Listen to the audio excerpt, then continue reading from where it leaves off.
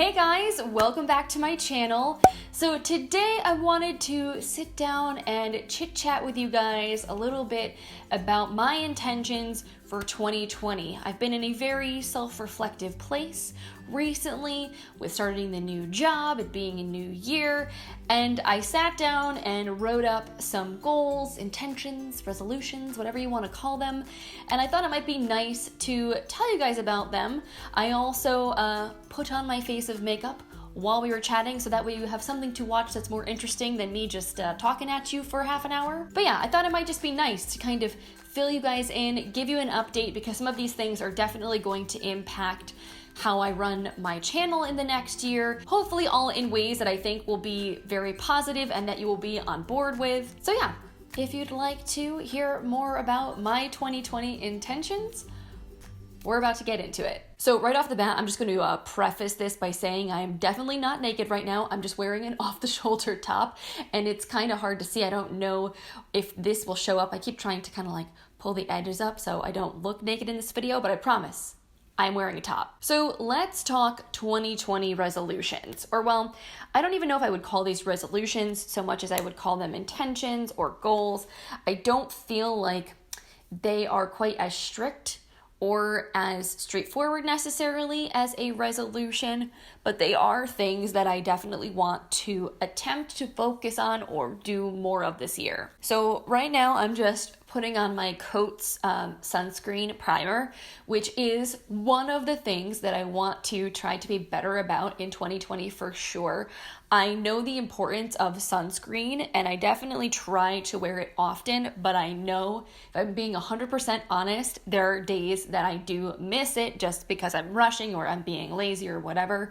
So in 2020, I do want to try to make sure I'm wearing sunscreen every single day because it is so important to protect your skin from skin cancer, from signs of aging, and knowing that I do use exfoliating products, like it's extra important for me to wear sunscreen on my face on a daily basis. And this is one I really like. I actually did just buy a new tube. I haven't opened this one up yet. This is what the current packaging looks like. This is what it used to look like. Very different, but the product is exactly the same. It's a mineral sunscreen with SPF 40, so it gives you a nice amount of protection, but it also has a very silicone-y primer-like texture to it, so I feel like it does the perfect job of creating a nice smooth base for makeup. So it's something you can wear with or without makeup, but for me, it's a great 2-in-1 product because I don't need to use a separate SPF and a primer in the morning. So it not only saves me time, but it also just kind of like slims down my routine a little bit. And then for foundation, I'm just going to be using the Too Faced Peach Perfect because this is what I've been really enjoying lately for every day. So on the topic of SPF and skincare in general, in 2020, I definitely want to up my skincare game. If you've been watching my videos over the last couple of months, you know I went fragrance-free in November. I basically tried for a month to stop using any fragrance in my skincare products. And since then, I have started incorporating some products with skincare back into my routine, but I definitely have significantly reduced the amount of fragrance that I'm putting on my face, says the person who's putting on a foundation with tons of fragrance in it. But I do know and believe that fragrance really has no benefit to your skin. It's just in products to make them smell nice and for the sensorial experience. And so I feel like as I'm getting older, like I really should be focusing more on what's best for my skin and not just what's trendy or what smells nice or feels nice in the moment. Now to that point, with this foundation, obviously it has fragrance and I like the way it smells, but I know it's really not great for my skin, so that kind of sucks. However, I do feel like because I am putting it on over a sunscreen primer and all of my other skincare, it doesn't have as much contact with my skin as if it was like a serum and it was the first thing I was putting onto my skin right after I cleansed it. So I haven't noticed irritation when using this product. I actually was watching Kenna's YouTube channel. If you don't know who she is, she's a biochemist that started a YouTube channel, and she kind of blew up after the whole Jaclyn Hill debacle because she did a video on the lipsticks and all the drama around that, and she did her own testing because she has the equipment and materials to do so. as a biochemist, but she did mention in a recent video, I think when she was talking about alcohol and denatured alcohol specifically, she was saying that if you are using other skincare products before you put that product on that create more of a protective barrier on your skin, you probably will notice less irritation than if it was in the skincare products themselves. So I feel like it makes sense that it would be kind of the same deal with fragrance. And now I just applied a little bit of my Tarte Shape Tape.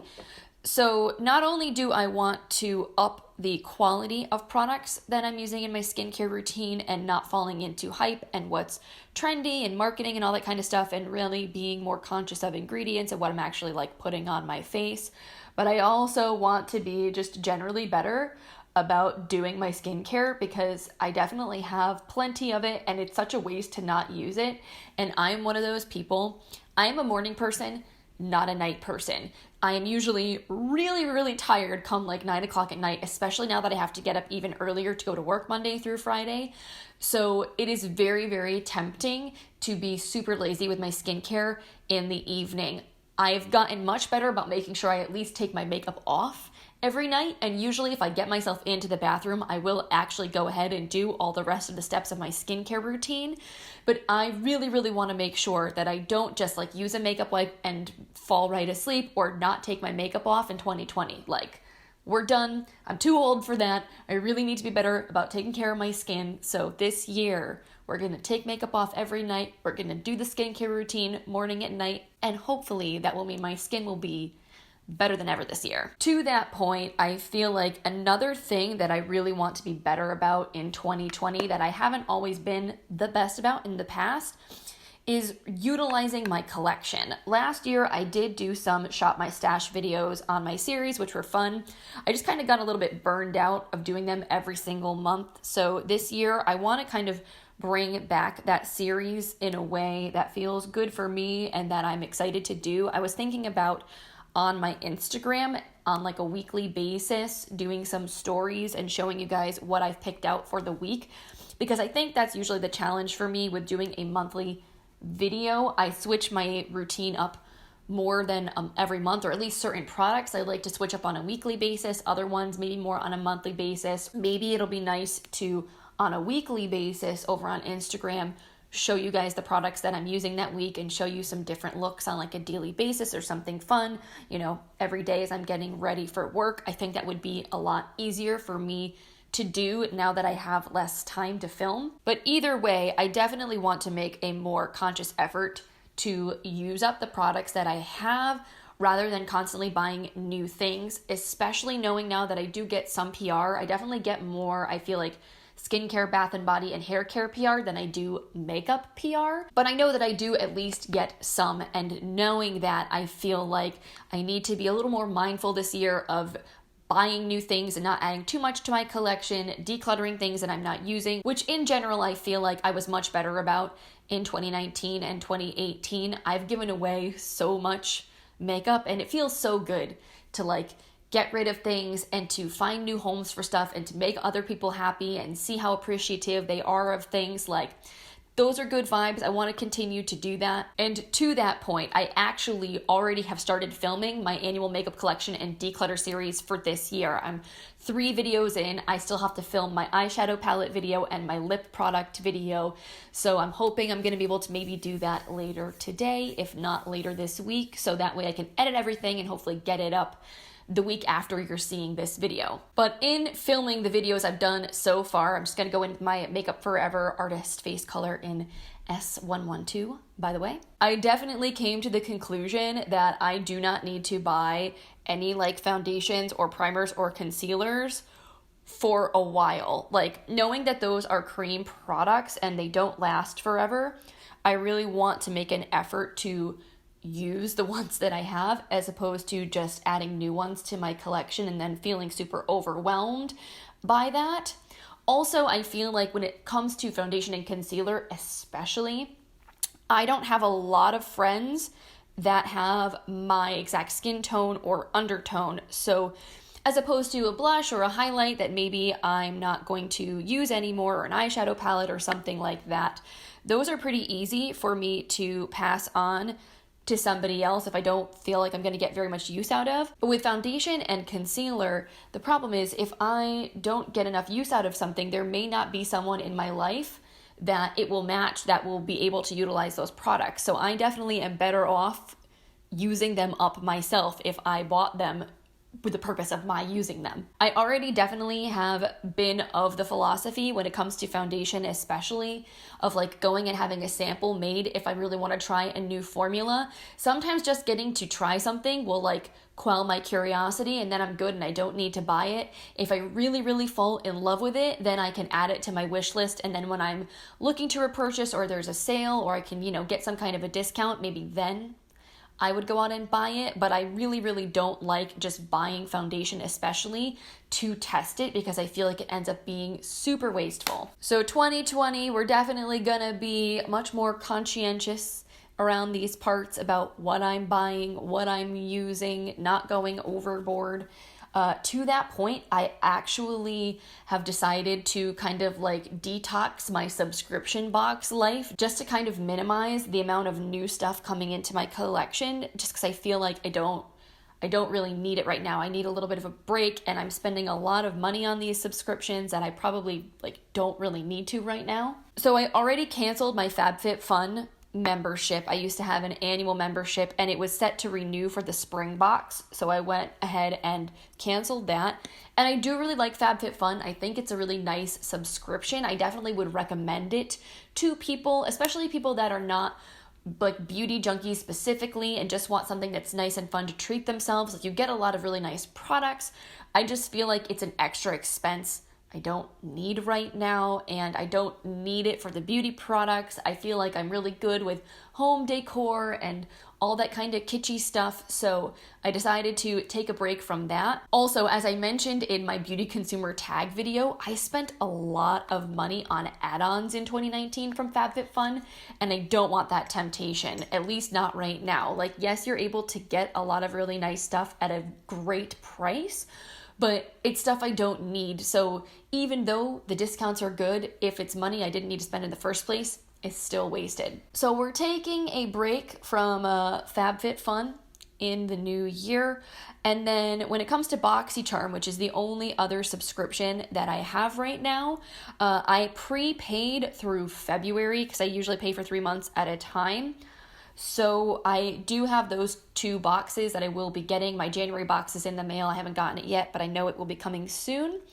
And then February, I'll get that box. And then once that box ships, I'm going to cancel my subscription, so I won't receive it come March or for the rest of the year, most likely. Side note, I still am absolutely loving this Nabla highlight. It is just so beautiful on the skin. It doesn't look textured. It just looks like glass. I mean, it is called the Glass Skin Finish Glow Powder, so apt name, Nabla. You did good. While we're on the topic of Boxycharm, actually, I wanted to address kind of some of the drama that's surfaced recently. I was not aware of what was going on when I did my December BoxyLuxe unboxing, but then I think Things by the Burke, I think she was the one who told me to go look into the drama with Ciaté and the blush that they put in that box. So that kind of sent me down a rabbit hole that also kind of helped me make the decision to cancel my Boxycharm subscription. Like, I know a good chunk of it is that I don't need more product right now, and I really want to focus on using what I have as opposed to just getting an influx of new, and also an influx of new that isn't necessarily products that I want or need. Like, I definitely feel like in 2020, I'm not going to get anything new. Like, I'm not putting myself on a no buy. I just want to be much more mindful of what I'm bringing into my collection, and whatever I purchase, I want it to be something that I'm really interested in or that I feel like I need and I'm lacking in my collection if I run out of something, which honestly probably won't happen for a while. So I just feel like my money is better spent on things that I actually want versus on a subscription, even though you're getting a lot more bang for your buck doing something like Boxycharm. If I'm just getting a ton of new products and most of it is stuff I'm giving away anyway, like, it just doesn't seem to make a lot of sense. It's very wasteful. So that is a large part of the reason why I've decided to take a subscription box break. But the whole situation with Ciaté was also concerning to me. So basically what happened is that Boxycharm included a Ciaté blush in the Boxy Luxe box for December, and I did receive the blush, and some people noticed that on the packaging of the blush itself that came in Boxycharm, the product said it was made in the People's Republic of China and that it contained talc.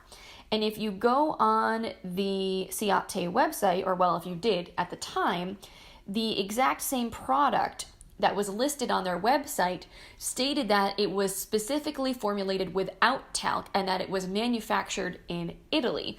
Now, I have one of Ciaté's Glow 2 illuminating blushes, which is a different product, and I had purchased that maybe like a year and a half, 2 years ago. So that's something I already had in my collection. I talked about it in my unboxing video.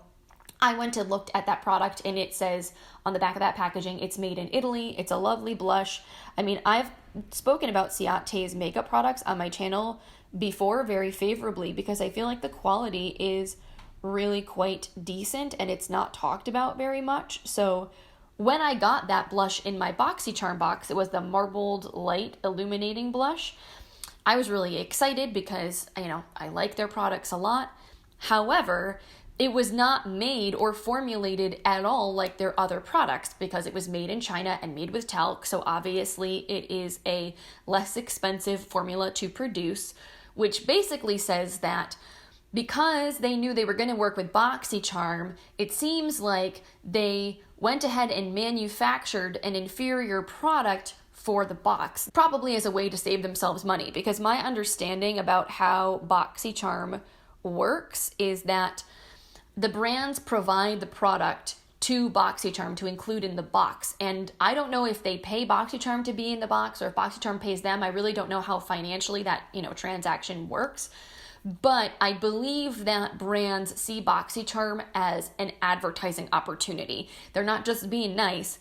They are looking to include their products in that subscription box to get their name out there so people will get excited about the brand, they'll discover their brand, and then they'll be more likely to either repurchase that product or purchase something else from the brand on their website. So if it is true that these brands are basically forking over the product and that Boxycharm isn't paying them anything for it, which I think is probably the case, then that is a bit of a financial investment for them to basically give away tons of free product. There are thousands and thousands of people subscribed to Boxycharm, probably hundreds of thousands of people, to be honest. So if something is being included in every box or most boxes, that's a lot of product to give away. Side note, I'm going to use my Dose of Colors Friendcation palette today. I don't reach for this one nearly enough, so I thought we might bust it out. I don't know what I want to go for a look. I might actually do something a little bit more neutral. As much fun as the blue in here is, I'm kind of feeling a little basic today, so I think we're gonna go with that. So essentially what it boils down to is that Ciaté London knowingly manufactured a product that was different from the product that they were selling on their website for Boxycharm. And Boxycharm does often put on products in the box, like made for Boxycharm, on different things.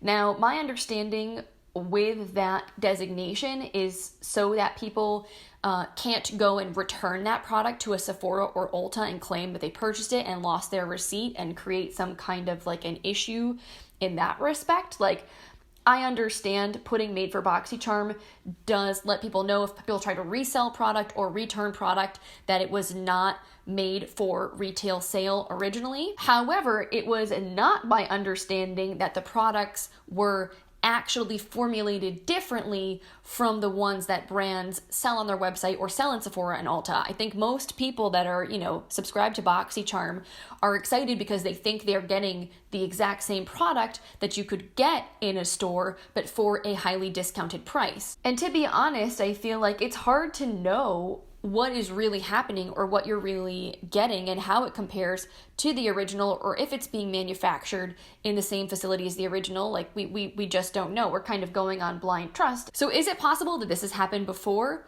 Totally. But in this particular instance, Ciaté was kind of caught red-handed and people called them out on it on social. And what ended up happening was they went ahead and updated their website to reflect the information of the Boxycharm product instead of what was, on there before, showing that the product was talc-free and made in Italy.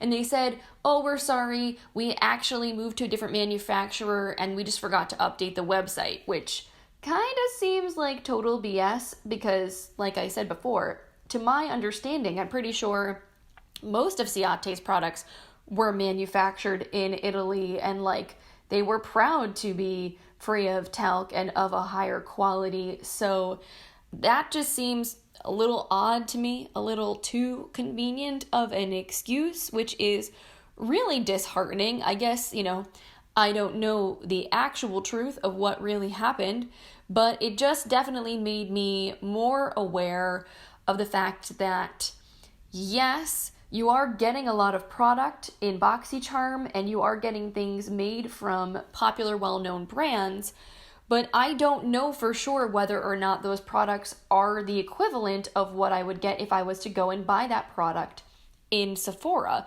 So am I really getting as good of a value as I think that I am? I don't really know. So that just made me feel even more certain that I would rather take my money and spend it on a product that is exactly what it is, what I think it's going to be, that it's going to work for me, that I'm excited to try, or that I know I already love, and leave it at that. Let's go for quality over quantity in 2020. So that actually is a pretty good segue into the next thing that's on my list. Since I definitely want to be less wasteful in 2020, something that I thought about doing that I think would be really awesome is thrifting more of my clothes instead of going out and buying new all the time. Now, I am not someone that buys a ton of clothes, buys shoes, buys bags. Honestly, I'm pretty good about that kind of stuff. Makeup is my vice. That is the thing that I splurge and spend money on, but I don't go shopping for other stuff all that often. Still, I feel like there is something to be said for how much waste is created in the fashion industry. It's honestly terrible knowing that so much clothing is manufactured in sweatshops and in places where child labor is utilized and it's just not done ethically. And then on top of that, half of this stuff ends up in landfills. Even if you donate to Goodwill or other charities, a lot of times they just get so much stuff they can't even use it all. So a lot of it just ends up getting thrown away, which is super, super wasteful. So I feel rather than contributing to that cycle, I would like to make a more conscious effort to buy pre-worn clothes. Use sites like ThredUp. ThredUp is awesome. I like ThredUp much more than going to a local consignment store because I find it to be really overwhelming sometimes going in there because you're just searching through racks and racks of stuff and you need a lot of time to sift through and find things that you might actually like. But at the same time, it's kind of like a little treasure hunt and it could be fun. And even though you may not find as many trendy new pieces, you probably can find some really nice things and A, save a lot of money, and B, basically help to save something from ending up in a landfill by reusing and having it go back to your closet. I was watching something a couple of weeks ago and it was talking about reduce, reuse, recycle, and that we focus so much on recycling, but reducing and reusing are honestly more important, and that's why they're first in that little slogan. We should be making the most conscious effort to reduce our, waste in the first place and reuse products first before recycling them, because recycling does require a fair amount of energy to do. So as a person that has a life coaching certification, I definitely believe in setting achievable, realistic goals. So I'm not going to tell myself that I literally am not allowed to buy anything new for an entire year. I don't think that's feasible. Something may come up that I really, really want. Maybe it's a collaboration or merch for a YouTuber that I really want to support. And in those instances, I think I may allow myself to buy those things. But I basically said I want to shoot for 80 to 90% thrifted and maybe 10 to 20% new. So significantly reducing how much new I'm buying and trying to thrift more than I'm buying new, but not completely restricting myself 100% because I feel like that is just going to be unrealistic. So another thing on my list that I want to be better about in 2020 that honestly has probably been on my list for the last like 3 years, but this year will hopefully be the year because I'm just over it. I'm over myself slacking.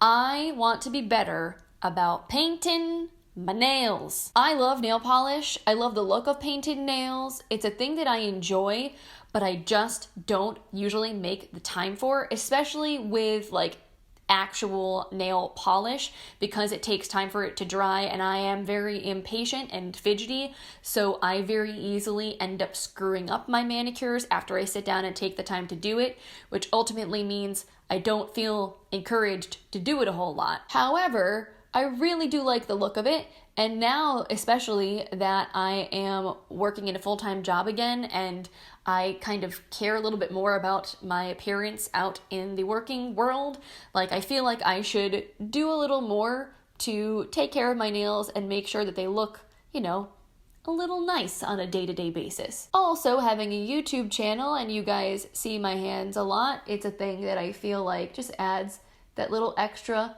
level of professionalism. And I have so much nail polish. Again, with the whole being less wasteful in 2020, it's really dumb for me to have all of this product sitting around that I'm not using. So in December, I went and placed an order with Lights Lacquer, which is Kathleen Light's new nail polish brand. I was really excited about it. So the polish I'm wearing right now actually is from her line. This is from the new gemstone collection that she launched. So this is the shade Amethyst. I think it's super, super pretty. So I think I got 5 different nail polishes from that line. And I basically said to myself, if you're gonna buy this, you're gonna use it, because I have a ton of KL polish that I've maybe only worn certain shades once, and I've had them for like over a year, and that is just crazy to me. So I'm gonna try to be better in 2020 about painting my nails when they start to chip, taking it off right away and not letting them look raggedy for a while, and then finding the time to sit down and repaint them so they always look nice. And you know, here's my thing too. I don't have pets. I don't have kids. I don't really have an excuse that a lot of other people may have to like not take the time to do these things. Like, I would be lying if I said I didn't have some downtime every day to do my nails if it was necessary. Like the number of times where it's the end of the night and I'm really tired and I just want to relax, I'm watching a YouTube video or I'm playing a game on my phone, like my nails aren't going to get screwed up then. That's a perfect time for me to sit and paint them and let them properly dry so they'll be all good to go. So honestly, for me, this is just a habit. Like, I just need to get into a routine where I do it. And even though we're only like, you know, a week and a half into 2020, so far, I feel like I have been a lot better. I have used every single one of the shades that I bought from that Lights Lacquer haul, which is awesome. So already I feel like I'm doing better than I've done in the past. And it honestly really hasn't been that hard. I feel like I have not had as many issues with my nails getting ruined because I've been doing it at times that it makes more sense. Like the number of times where I've sat down to film and been like, oh man, I should do my nails, and decide that's the moment I'm going to paint them. It's not a good idea. I don't want to be in that habit. I want to be prepared. So we're going to try to be better about that in 2020. And I'm already feeling like I'm off to a good start. And then the last things that I have on my list are definitely not like beauty related, but more personal goals for the year. So I want to make more of an effort to cook at home. I am someone that loves food. I'm not a picky eater. I love eating all different kinds of things. I love going out to eat. However, it's very expensive, and I like to cook and am fully capable and competent in the kitchen. I was fortunate that I grew up with 2 parents that are very good cooks, and they taught me a lot. I also spent all 4 years of college watching way too much Food Network. Like, that was literally all I did. Pre-YouTube years, me and Food Network, that was my jam. So now that I have this new job and I've had a little bit of time to acclimate to my new schedule, I definitely want to get back into a habit of cooking dinner for myself and Ryan at least 1 to 3 times a week, which is not a lot, but honestly, with the way things are right now, we've been doing takeout so much, it's kind of ridiculous. So I don't want that to become the norm. I want to get back into the habit of cooking because I feel like we always eat way healthier when we cook at home, and also it's a lot more cost effective. Now, I do have a subscription to Home Chef and I absolutely love it.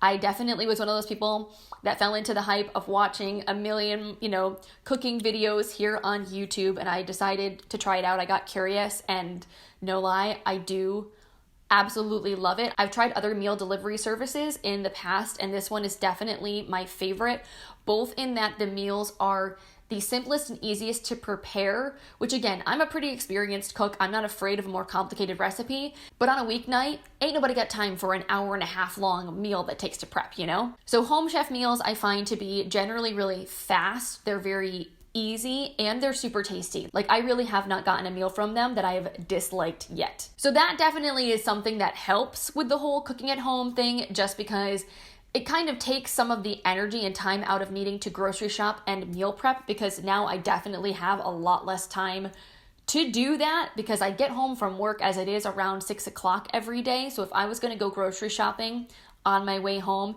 and then come home and then cook, like, we wouldn't be eating until really late at night. And I have been wanting to go to bed between 10 and 11 every night, so like that leaves me very little wiggle room there. But Home Chef can be kind of expensive compared to just like going out and grocery shopping. We don't do it every single week. The menus every week aren't necessarily super appealing to us, or there are times when like Ryan is in a play or he's got a lot of stuff going on, and if he's not going to be home most nights during the week because he's got activities, like, it doesn't make a whole ton of sense for me to get a bunch of meals that only I'm going to eat. So in those weeks, I like to have more things on hand that I can prepare just for myself. So either way, even though I don't have all the kinks worked out yet, I definitely have the intention to like get my act together in that department and to be better about meal planning, grocery shopping, or doing Home Chef. So that way during the week, I can cook more easily, or basically make sure that Ryan can cook. He is a little less confident